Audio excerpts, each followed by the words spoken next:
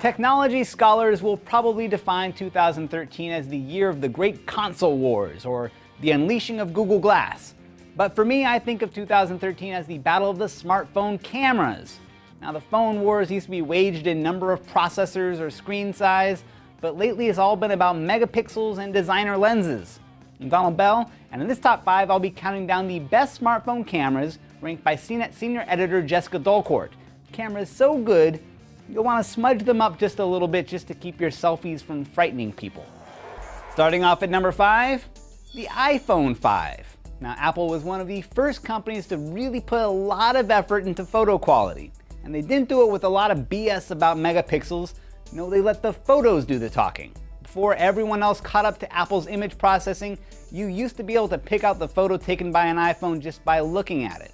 Now, the iPhone still has a great camera, but the phone itself is about a year old now. It's one of the oldest ones on this list.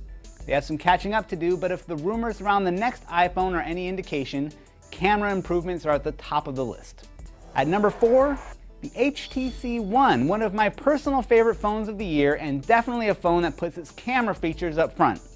You want megapixels? How about ultra pixels? How about an image processor that drinks up light like David Hasselhoff drinks cheeseburgers? Plus, there are a bunch of extra shooting modes. You can stitch together action shots, shoot in a paparazzi burst mode, and even shoot video and photos simultaneously. Great phone, great camera, and one of the only reasons anyone is still really talking about HTC.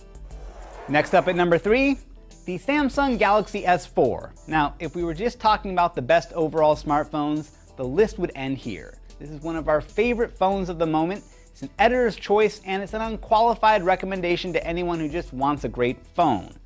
But it also happens to have a beautiful 13 megapixel camera on board, along with a suite of photo features and modes that rival the HTC One. And let's not forget about that screen.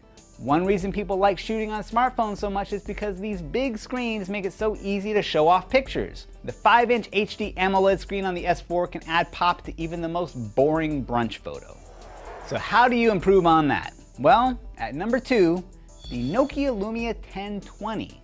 Now here's a phone that is truly reaching out to stab the point-and-shoot camera in the back.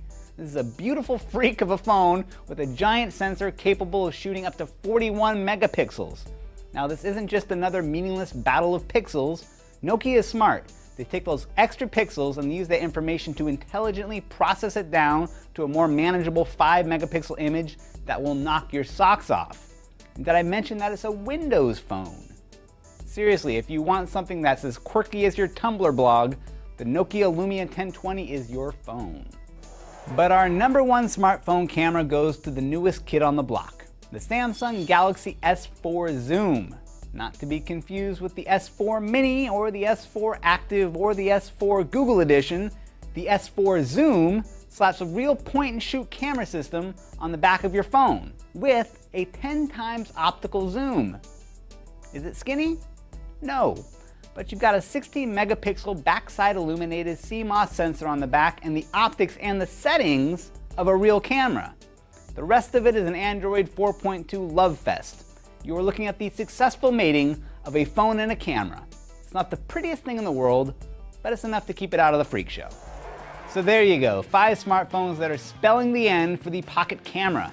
For more information on any of these phones, head over to phones.cnet.com. And for more top 5 videos, including my top 5 phones not to buy, check out top5.cnet.com.